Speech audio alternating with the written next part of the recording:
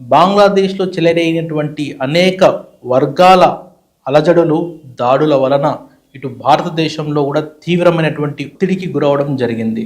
అయితే భారతదేశం కీలకమైనటువంటి ప్రకటన చేయడం జరిగింది. బంగ్లాదేశ్లో ఉన్నటువంటి మైనారిటీ మహిళలు, పిల్లలపైన జరుగుతున్నటువంటి ఈ దాడుల వెనక బంగ్లాదేశ్లో కొన్ని వర్గాల, కొన్ని మతాల శక్తులు ఉన్నాయని భారత్ స్పష్టంగా బంగ్లాదేశ్ని హెచ్చరించింది. బంగ్లాదేశ్ వెంటనే చర్యలు తీసుకోవాలని ఐక్యరాజ్య సమితి కూడా ఒత్తిడి చేయడం జరిగింది. అయితే ఇక్కడ ఒక ఇంట్రెస్టింగ్ పాయింట్ ఏంటంటే, షేక్ హసీనా రాజీనామా చేయడం వెనక అమెరికా హస్తం ఉంది అని కొన్ని వార్తలు బయటికి వచ్చాయి.